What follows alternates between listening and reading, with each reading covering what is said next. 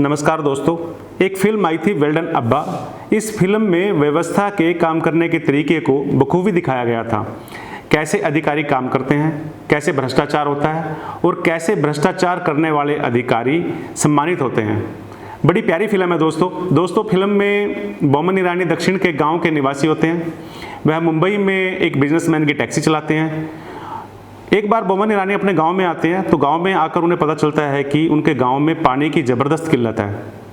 तब वह इस खोजबीन में लग जाते हैं कि कैसे गांव में पानी की इस किल्लत को दूर किया जाए। तो बोमन ईरानी को पता चलता है कि सरकार की एक योजना है जिसमें किसानों के खेत में बावड़ी बनाई जाती है और इसका पूरा पैसा सरकार अनुदान में देती है। तो बोमन ईरानी भी ठान लेते हैं कि अपने खेत में एक बावड़ी बनवाएंगे जिससे पानी की किल्लत दूर होगी। यहीं से बोमन ईरानी के साथ भ्रष्टाचार की एक कहानी शुरू होती है। बोमन ईरानी गांव के सरपंच के पास जाते हैं और उससे बोलते हैं कि साहब मुझे अपने खेत में बावड़ी बनवानी है। सरपंच उन्हें खाद्य आपूर्ति विभाग के अधिकारी के पास लेके जाता है ताकि उनका गरीबी रेखा से नीचे का एक प्रमाण पत्र बनाया जाए। खाद्य आपूर्ति विभाग का क्लर्क रिश्वत में बोमन ईरानी की घड़ी मांग लेता है और उन्हें बदले में एक प्रमाण पत्र बनाकर दे देता है। बोमन ईरानी जगह जगह भ्रष्ट व्यवस्था का शिकार होते हैं और जितना पैसा उन्हें बावड़ी की खुदाई के लिए अनुदान में मिलना था, सारे का सारा पैसा भ्रष्टाचार की भेंट चढ़ जाता है। सरकारी दस्तावेज में अधिकारी बोमन के खेत में बावड़ी दिखा देते हैं, इस तरह के फोटोग्राफ भी लगा देते हैं।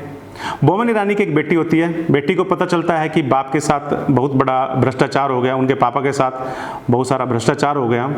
तो बेटी इस भ्रष्टाचार का पर्दा उठाने के लिए, इस भ्रष्टाचार का पर्दाफाश करने का निर्णय लेती है। वो आरटीआई में सारे साक्ष्य जुटाती है और पुलिस के पास पहुंच जाती है कि साहब मेरे पापा के खेत की बावड़ी चोरी हो गई। पुलिस बेटी की बात पे यकीन नहीं करती तो बेटी गांव के लोगों को इकट्ठा करती है, क्योंकि गांव के ज़्यादातर लोगों की बावड़ी इसी तरह से सरकारी दस्तावेजों में खुदी थी और जो पैसा बावड़ी की एवज में अनुदान में आया था उसे भ्रष्ट अधिकारी खा चुके थे। गांव के सभी लोग इकट्ठा होते हैं, मंत्री के यहाँ धरना दिया जाता है, विधानसभा में मामला उठता है, विपक्ष सरकार से त्यागपत्र की मांग कर लेता है। तो जब अपनी कुर्सी खतरे में नजर आती है तो वह भ्रष्ट अधिकारियों को आदेश करते हैं कि तुरंत एक समय अवधि के अंदर गाँव में सभी बावड़ियाँ बनाई जाएँ। पूरी व्यवस्था दिन रात करके गांव में बावड़ी बनाने का काम करती है और तय समय सीमा से भी पहले गांव में बावड़ी बना दी जाती है। अब मंत्री जी इन बावड़ियों का उद्घाटन करने के लिए आते हैं। एक कार्यक्रम आयोजित होता है और उस कार्यक्रम में भ्रष्ट अधिकारी जिन्होंने बावड़ियों का पूरा अनुदान का पैसा खाया था उन्हें बावड़ी रत्न से सम्मानित किया जाता है और गाँव के लोगों को बावड़ी मिल जाती है। कहानी दरअसल आज हम इसलिए यह सुना रहे हैं आपको क्योंकि करनाल में इसी तरह का एक किस्सा सामने आया है। हमें लगता है यह वेल डन अब्बा की फिल्म का ही कोई हिस्सा है जो सामान्य जिंदगी में उतरकर सामने आ रहा है। करनाल के आड़तियों ने खाद्य आपूर्ति विभाग के इंस्पेक्टर जसबीर पर आरोप लगाया कि इस बार गेहूं की सरकारी खरीद में इंस्पेक्टर ने 3 रुपए से लेके 10 रुपए तक की रिश्वत ली है। अपनी यह मांग कई मंचों पर उठा चुके हैं लेकिन उनकी इस मांग की ओर किसी ने ध्यान नहीं दिया। लेकिन जब मामला बढ़ गया और मामला उच्च अधिकारियों के संज्ञान में आया तो डीसी निशांत यादव ने 19 जून को इस मामले की जांच मार्केट बोर्ड के जोनल अधिकारी सुशील मलिक को सौंपकर 7 दिन के भीतर रिपोर्ट करने को कहा। यहीं से शुरू होती है इस शिकायत को लटकाने की कार्रवाई।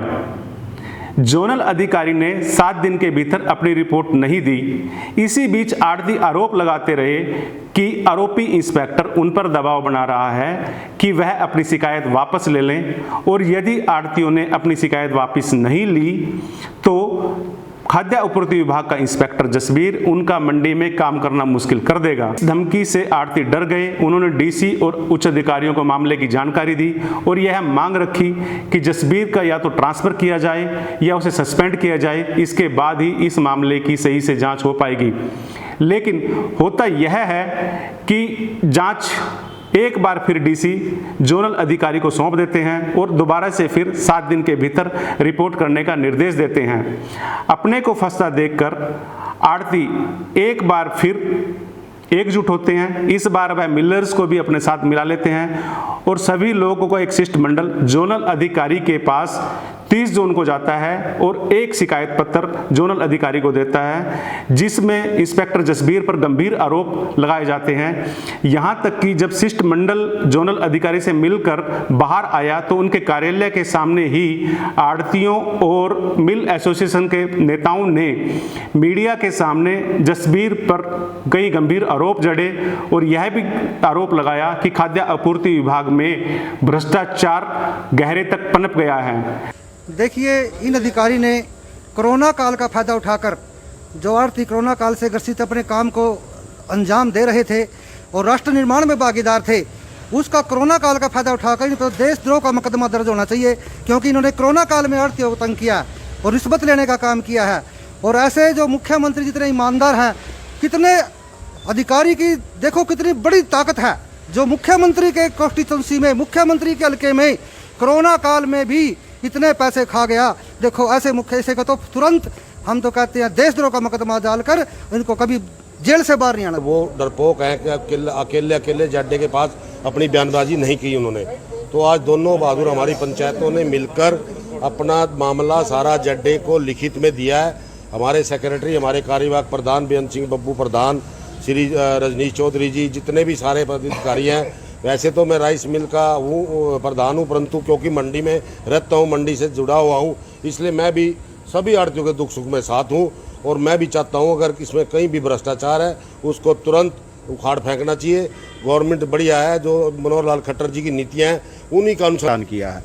चाहे बारदाने की समस्या हो, चाहे गेहूँ उठान की समस्या हो, हर जगह उसने अपनी मनमर्जी कही है।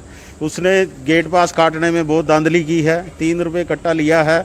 मतलब अगर प्लेटी का गेट पास चाहिए तो मैं काटूंगा, माल उठवाना है, गड्डी चाहिए, ठेकेदार का तजस्वीर कहेगा तो गड्डी मिलेगी, भाई नहीं मिलती।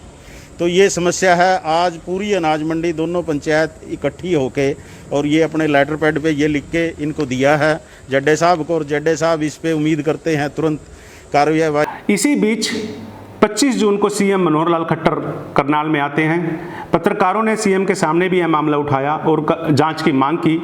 तब सीएम ने भी आश्वासन दिया था कि वह भ्रष्टाचार बर्दाश्त नहीं करेंगे। आपूर्ति विभाग के इंस्पेक्टर हैं, उनके ऊपर 3 से 4 रुपए किलो का जो है गेहूं कट्टों पर जो है आरोप लग रहे हैं कि जो वो रिश्वत ले रहे हैं। सर काफी आरोप आ रहे हैं। कुछ शिकायतें हमको मिली हैं, लेकिन उन शिकायतों को कितनी सच हैं कितनी नहीं है लेकिन जैसे जैसे मामले की रिपोर्ट में देरी होती रही, मामला लटकता रहा, आढ़तियों पर प्रेशर आता रहा और अंततः आढ़ती टूट गए।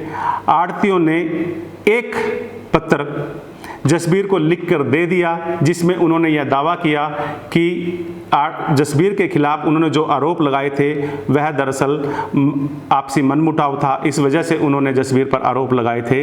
अब उन्होंने गुहार की है कि जो उन्होंने आरोप लगाए थे इन आरोपों की जांच बंद कर दी जाए। इस पूरे मामले में देखने लायक बात यह है कि जब इंस्पेक्टर पर इतने गंभीर आरोप लगे हैं तो फिर इसकी जांच इतनी धीमी क्यों हुई। सवालों के घेरे में जोनल अधिकारी की भूमिका भी है, सवालों के घेरे में आढ़ती भी हैं। आखिर क्यों उन्होंने पहले जसबीर पर इतने गंभीर आरोप लगाए और जब उन्होंने इतने गंभीर आरोप लगा दिए तो फिर क्यों उन्होंने अपने आरोपों को सही साबित करने के लिए क्यों अपने मामले की पैरवी नहीं की और क्यों जसबीर को एक पत्र दिया। तो आढ़तियों ने बताया कि मंडी में उनका पूरा काम खाद्य आपूर्ति विभाग पर निर्भर करता है। यदि वह खाद्य आपूर्ति विभाग के साथ झगड़ा मोल ले लेते हैं तो उनका काम करना मुश्किल हो जाएगा। इस डर की वजह से उन्होंने अपने आरोप वापस लिए हैं। अब इन पत्रों के आधार पर जसबीर खुद को पाक साफ दिखाने की कोशिश कर रहा है। उसने यह पत्र लेते ही दावा ठोक दिया कि आढ़तियों ने उस पर गलत आरोप लगाए थे, उसे पाक साफ करार दिया जाना चाहिए। दोस्तों, हमें लग रहा है कि एक बार फिर वेल्डन अब्बा फिल्म का किरदार हमारी असल जिंदगी में सामने आ गया है, जो पहले भ्रष्टाचार में जिस पर पहले भ्रष्टाचार में शामिल होने के आरोप लगते हैं और वह बहुत ही सातिराना तरीके से इन भ्रष्टाचार के आरोपों से खुद को मुक्त करा लेता है और खुद को पाक साफ दिखा देता है। और यह वाकया कहीं और नहीं, सीएम मनोहर लाल के विधानसभा क्षेत्र में घटित होता है। अक्सर दावा करते हैं कि भ्रष्टाचार खत्म किया जाएगा, लग रहा है कि भ्रष्टाचार यूं ही खत्म होगा। धन्यवाद दोस्तों, अगर आपको हमारा यह वीडियो पसंद आया है तो हमें लाइक करें, सब्सक्राइब करें, ताकि हम इसी तरह के मुद्दे और उठाते रहें। जय हिंद दोस्तों।